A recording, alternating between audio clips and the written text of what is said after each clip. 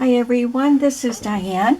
I apologize that I haven't been doing my ephemera for these journals on camera, but as I said in yesterday's video, I hurt my back and I'm very limited in the amount of time I can sit in here before I have to go back out to my heating pad. It's doing better this afternoon than it was this morning, so I am going to go ahead and make a video. I'll try to show you the ephemera and tell you how I did it, because it's not really that complicated. So I don't think you'll miss out by not seeing me make it. And then someone was said she was looking forward to seeing how I put these covers together. So I am going to show you that. I didn't put this one together yet, and this one's only partially constructed. So hopefully we'll get to that also. I got some stamps out in case I have time to do some stamping on the pages. But if you haven't seen any videos for these journals yet, it's actually I think the only videos I've shown were at the end of a video. I'll give you a sneak peek. So these are the covers I made, and I can talk about them more when I do the flip through because I want to get to the other things. I can talk about how I created the cover. And when I get a chance to get some more white or cream colored books, really cheap, like at the thrift store or something, I'll actually do one of these on video. I'll do a cover on video. They're not very big covers. This one is just slightly bigger than the other one. So I have a blue, I'm calling these Shabby Journals. So this one is blue and the other one's pink. And they're made with wallpaper pieces. So I'm just going to talk you through the ephemera pieces. So this is just a little cluster. You've seen fabric clusters before. I just added that on today. I made pockets out of laces and kind of layers of laces. This was a pleated sheer lace, and it was already put together like this. All I did was add this cream colored piece, and then I added a couple of paper pieces. And then this tag is a coffee-dyed file folder. I left the rough edge where it had been torn from the folded part. I kind of like that, so I just left that there. And I sewed feedsack fabric to it. And then this is a piece of sari silk that I folded and put up just a little piece of coffee-dyed muslin in the middle of it and sewed it on there, and that's just a journaling card. That's pretty simple. I just decorated this page with a piece of vintage wallpaper. I showed you in a recent video the little pieces of wallpaper that I had gotten from a couple of Etsy stores. I printed, and speaking of wallpaper, the digitals that I used are wallpapers I got wallpapers from 3 different Etsy sellers, but I think most of the ones in this journal are from TaylorMade Journals. And when you get one of hers, you get a lot of pages. So I printed a few of the pages onto vellum.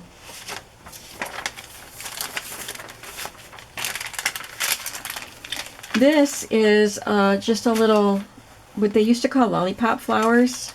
It's just layered circles. I forgot to bring my circles in with me because I took a pile of these materials out on the couch when I'm sitting there with the heating pad, and I just cut circles of various sizes, and then I layer them together, and the only thing that attaches them is sewing a button in the center. So I have little pieces of muslin, this embroidered netting. This was from a handkerchief. It just had an edging, and then all the rest of it was just plain white, but it's very delicate and thin fabric, and I thought it'd be great for this. So that's what you can do with, one of the things you can do with the plain pieces of handkerchief that you may have, or other linens. This is from a manufactured doily, the kinds of doilies you can find nowadays in the stores. And that's just one section of it. Little piece of lace fabric, and then blue lace fabric, and then I cut this motif out of a crocheted doily, and then added a vintage button. Some of them have little bits of pink lace fabric and some have blue lace fabric. This one has both. So that's what this is here. And this is just a die cut that I've had in my stash. It came with a bunch of other things. So I just glued it on there as embellishment. There's no tuck spot here, but you can write on the rest of the page. I just had some stamped images in my stash, so I used some of those. Again, a piece of wallpaper here. And added some fabric flips. On this page, I gessoed the page. It's from a stamp collector's book. And then I just glued on layers of laces and this little merchandise tag. I stitched down this side to add some texture. There's a straight stitch and then a zigzag stitch. And some crunched up sari silk and a little blue butterfly applique and a blue safety pin and some blue fuzzy fiber tied in it. So I just added that to the layered laces as an embellishment. I have 3 different laces, maybe it's only 2, no, it's 3. 3 different laces layered up there, but you can write on the rest. Let's see, what else? Well, other embellishments. I did lace pockets in all of the signatures, but each one is a little different. This one has cardstock, and then the file folder and bead sack fabric tag is in every signature. Wallpaper again. That embellishment is in every signature.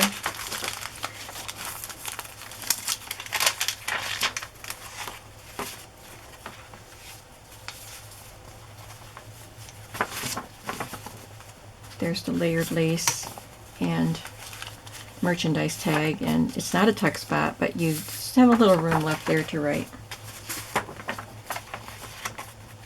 Here's another one of the layered lace pockets, and it's on cardstock, and I added some, that's a stamp, and the other 2 are digital pieces, I believe, or else this might have come from a paper pack, one of the cut-aparts.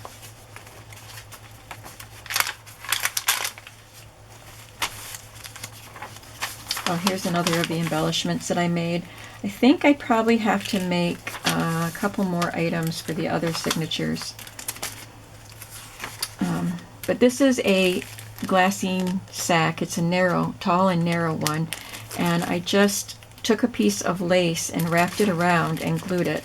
And there was a little bit of a gap back here, so I added this lace piece to fill in the gap. And then just added a little fussy cut flower that was a digital. And then slipped a pretty journaling card inside.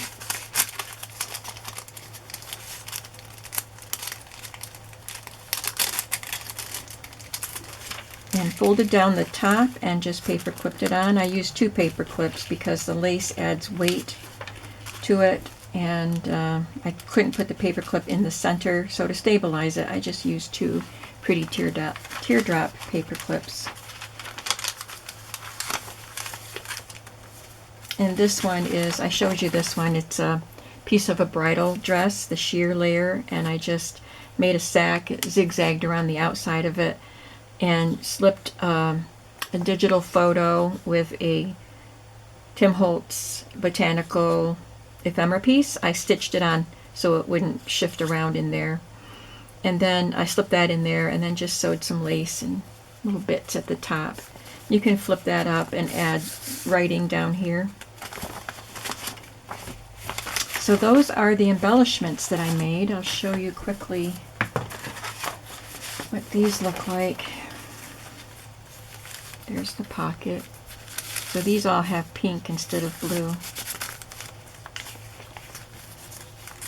This one had a barcode right here, so I just glued that little element on. I love that piece. That's from one of the new Tim Holtz ephemera packs.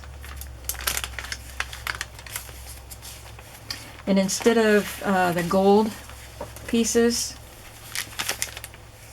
I didn't have enough to do this signature, so I just took some of the avocado dyed paper and border punched it. I love this piece on vellum, and you can see the ledger through it. That just looks so nice. And that's one of the wallpaper digitals. And here is that glassine bag. This one did wrap all the way around.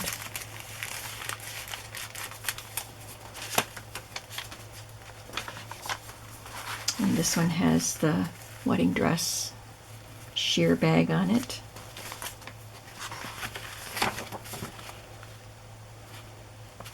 I added little sequins to that. Little pink paper clip and the white and pink sari.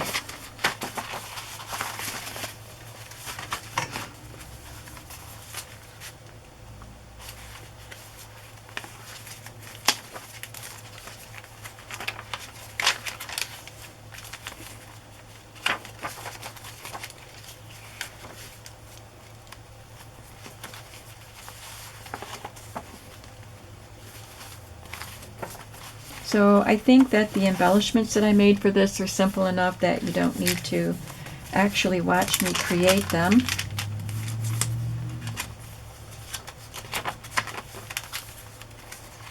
This one looks nice with the ledger through it too. I love just the little scraps of wallpaper on those pages.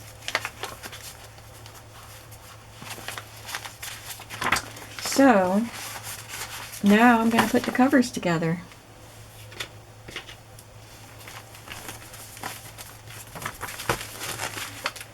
So what I have done is I took the covers off of the books that I used because the spines were narrow. So I just removed the covers and did what I wanted to the covers. I am not going to keep this end paper. Although it's a nice end paper, it doesn't go with the theme of my book. You can see how dark that the spine was, dark green, and I covered it with some cream paint, and the color kind of smudged over, but I kind of like that effect. You can see it more here. So this is the front, and this is the back. It's raw here where it came off of the spine. I am making a 2-inch spine, so I took some chipboard that I got from Amazon, and I can't remember the weight. I'm terrible with remembering numbers. I would have to go into my purchase history and look for chipboard and see what weight of chipboard I got. And I don't know why I'm lining them up, because I still have to remove the liner off the tape. I have this red tape. You can get it in several places.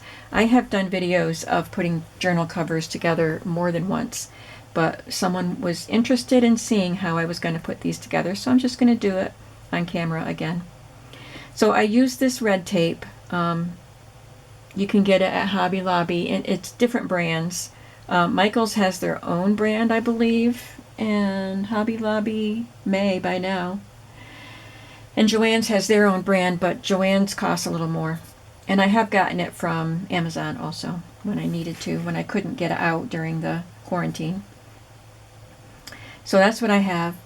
And I already put it down on the edges of both covers, and then all 4 sides of the spine piece. The spine is 2 inches plus the height of the book. And with all of the stuffing in these books, with all of the laces and buttons and things that are in here, these books are quite thick. I could have made it probably a 2.5-inch spine, but I didn't. It's going to be a little gapier than I normally do. So I am just going to take the red liner off of my tape.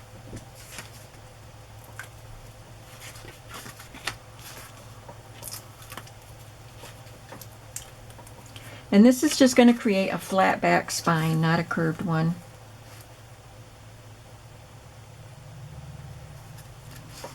I've made a few curved, rounded spine journals, but they intimidate me still, so I only do them when I feel like I have the patience for it. But I want to keep doing them so I get better at them.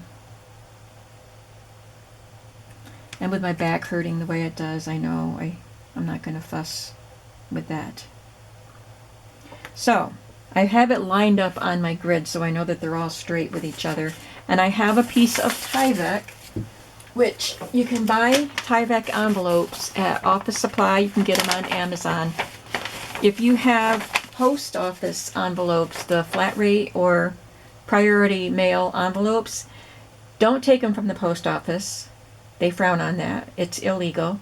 But if you have received mail in one, definitely save it and cut it up to use for this. Tyvek is a plastic material that you cannot tear. You can cut it very easily, but you cannot tear it. So it makes a very good reinforcement for the spine. I've cut it to the right size, which is just beyond the tape here on both sides, and the right height.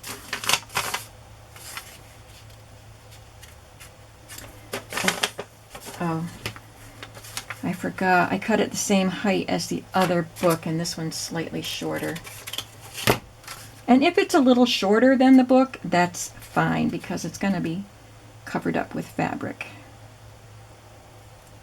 So you lay it down carefully so that you don't... Oh, that didn't work. I didn't have it over far enough. It might have worked, but it makes me nervous to not have it over far enough. So, as I was saying, lay it down carefully so that you don't jiggle the books, the pieces, so that they remain in place while you cover them. Okay, that looks pretty good. And then press it on this side also, just to make sure everything is pressed down very good. So that's the front. This is the front of that one. That's how far I got on this cover. Now I need to cover them with fabric. So I already prepared my fabric. Now this piece is long enough to wrap all the way around, like that. The piece I chose for this one is not.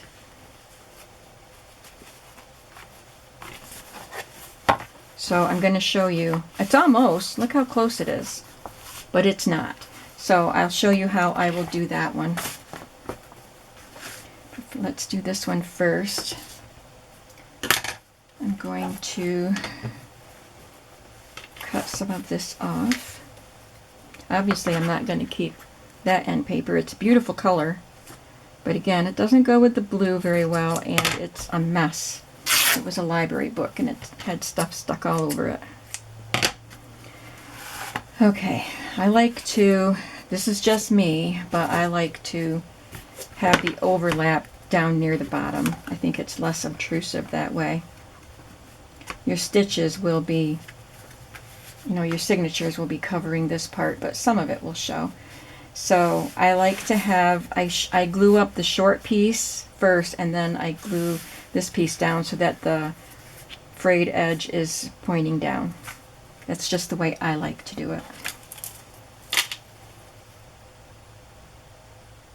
This is Fabri-Tac glue, or Beacon 3-in-1 glue, which Fabri-Tac is made by Beacon too, and I really don't know what the difference is between the two, but the 3-in-1 is usually a little bit cheaper, and I think it does the same things. It works just fine for me. I use it on fabric, on heavier paper pieces, and laces and trims. It just works fine on all of that.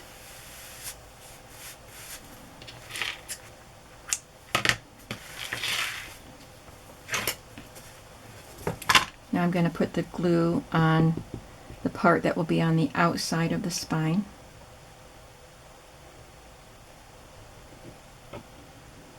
My 3-in-1 glue is in a frosting bottle. I got mine from Amazon, but I think I heard someone on YouTube say that you can get them at Michael's in the cake decorating section. It's Sugar Bell bottles, icing bottles. And you can't cover the hole, so you can get a steel pin to put in it.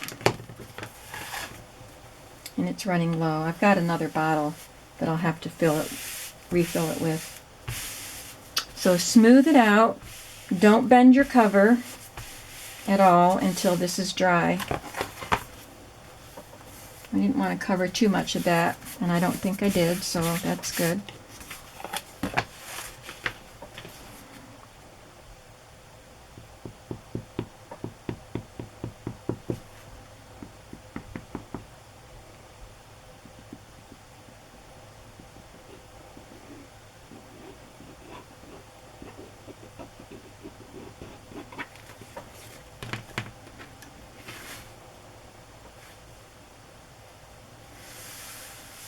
And then smooth that over. So that's the cover. I won't bend it until everything is dry, or else you'll be pulling it off, pulling it away from this part. So I'm going to cover this. Well, first let's do this so you see what I do when my piece of fabric isn't long enough.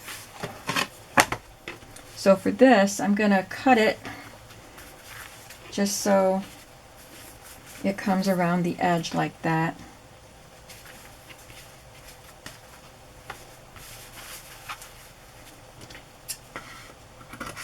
Or tear it.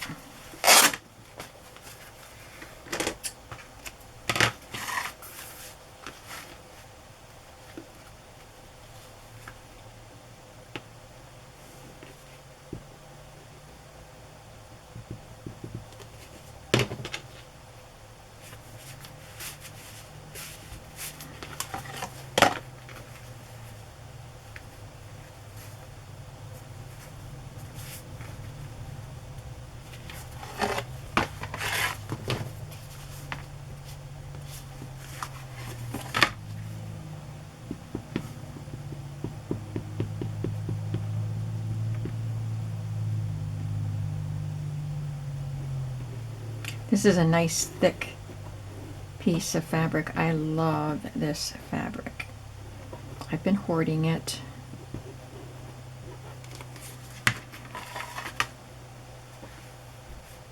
I was looking for something pink and green, and this has blue in it. But this has some blue in it too, and there is green, so I just love the colors with it, so that's what we're using.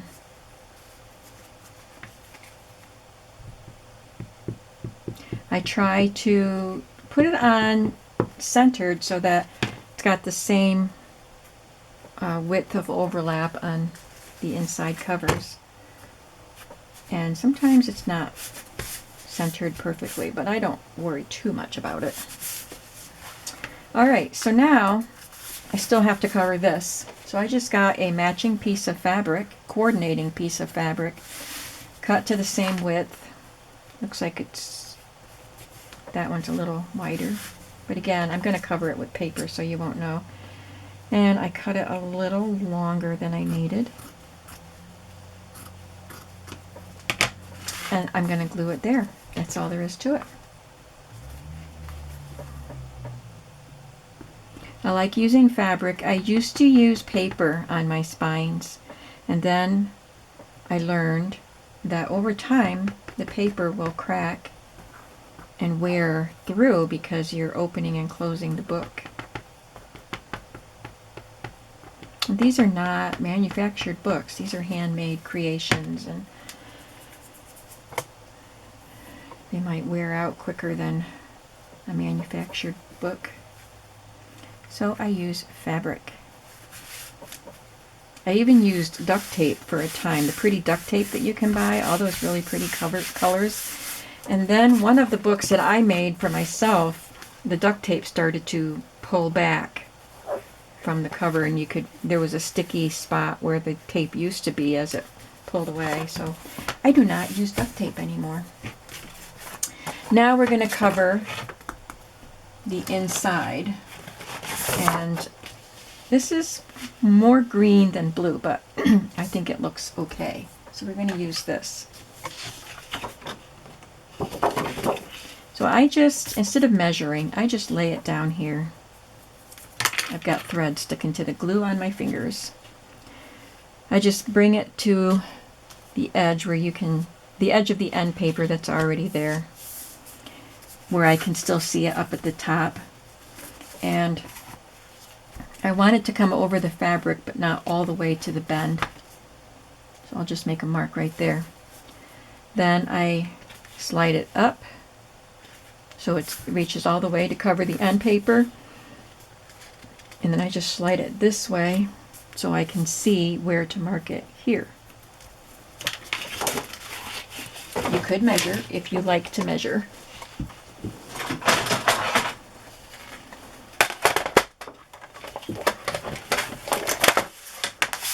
So as I cut it on the marks, I can check the measurement on this cutter. It's 4 5/8 it looks like. So I could, you know, use that measurement for the second piece that I need. And this one's 7 1/2. That one's easy enough. I always check to make sure I cut the right size before I cut the second piece. So that looks pretty good. So 7 1/2 at for the height.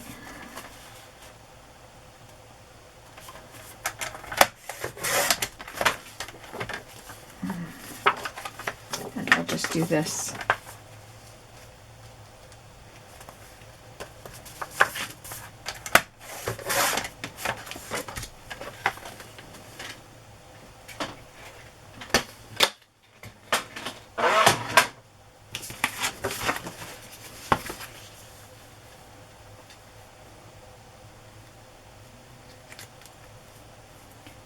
So I will use this again around these 3 sides, and I'll use my beacon glue here because it's gluing to fabric. I probably won't do that on camera right now. So I will put the red line glue around here, or tape, and then I'll use some of this just because it's less expensive. And in the middle here, it doesn't need the strength of the glue around the edges. Okay, but you use what glue you have. You can just use this, and you can use this all around it, and it would work. In fact, I'm going to do that right now to save time, to prove to you that I'm not worried about this holding the end papers on, because I'm not.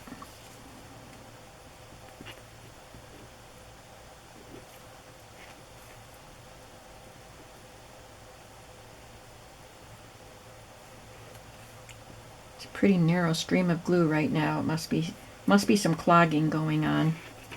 This frosting tip has a narrower hole than the glue bottle itself, so it makes it easier to glue without making a mess.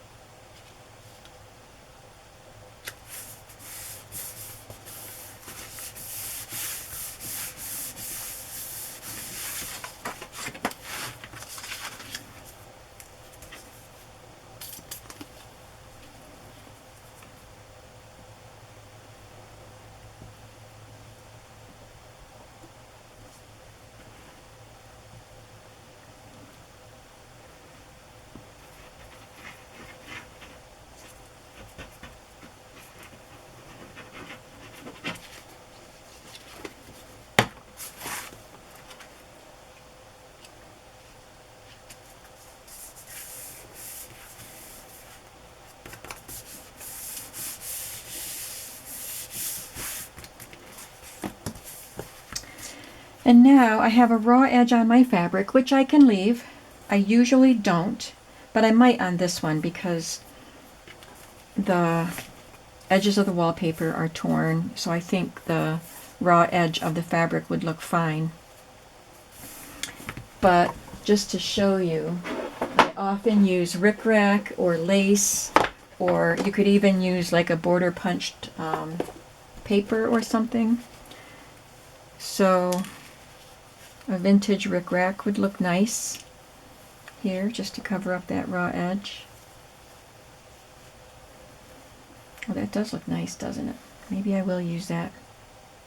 And sometimes I use a GIMP. I have quite a collection of GIMP, although I'm running low on a lot of colors. I used to find it a lot at flea markets, and I don't think I found any of it this year. I like the Rick Rack a lot better.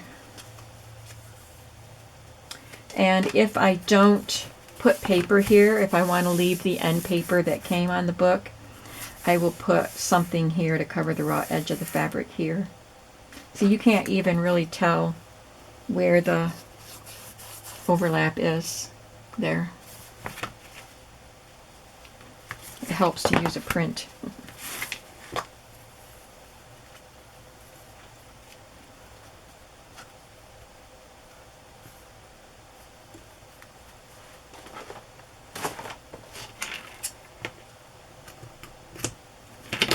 Have the covers done today, but I won't be able to sew the signatures in because I'm not quite done with the signatures. I want to stamp on some of the pages, and I did some die cuts with my big shot that I might want to add. I'll have to go through the pages and see where I can add them. Of course, I can do that after the book's put together, but I do not stamp once the book's put together. I need the pages to lay flat so I can stamp. I've seen people asking on the Junk Journal Junkies Facebook group, asking if people make their covers first or make their signatures first, and do you embellish the pages before you make the covers and all of that? What kind of order do you do them in? And everybody does something different, but what I do, sometimes I make the cover, like these, I made the covers first, but I didn't put the spine on until I knew how thick the signature was going to be. But I wanted to, since this was kind of new for me, doing this technique on the covers, I wanted to make sure it turned out okay. So I did the covers first. But I always embellish the pages right down to putting the tags and things in the pockets before I construct the spine, because I like to know how thick the book is going to be. I don't like to have alligator mouth, and like I said, this one will have more of that than normal for my books. Some people love them that way. It's just not me.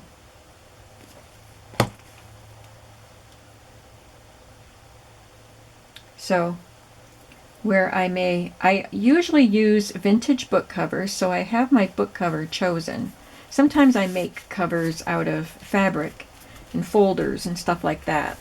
But when I'm using a vintage book cover, you know, my cover is already chosen for me before I begin.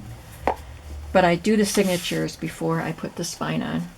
So it looks like this cover's done. It's got the flat back, and I will sew the signatures in here, and it's not too bad. No, it holds it in there good. I'm not done yet. I'm going to add a little more, but it's not bad. So I'm really liking that. I want to keep this one. Pink is my favorite color.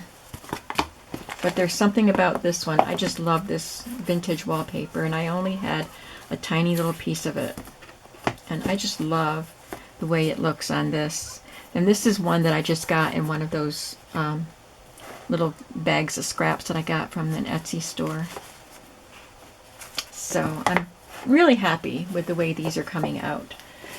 I think I'm going to leave it there. I need to go sit on the couch and put the heat on my back again, but I think I'm making progress with the back and with the journals, and hopefully these journals I'll be well enough that I can get these finished maybe tomorrow. And if you have placed an order, I thank you very, very, very much from the new items that I just added yesterday. I will really try to get to the post office tomorrow. I've started working on packing them, but that hurts my back too. But I have gotten a good start on getting the orders packed, so I'm hoping to get to the post office tomorrow, and maybe even the grocery store. Thanks so much for watching, and tell me what you think of these journals. I'd love to make more of them, and I'd love to know what you think of this, and do you want me to show you how I put these together, or how I did the decorating. Have a crafty day. Bye-bye.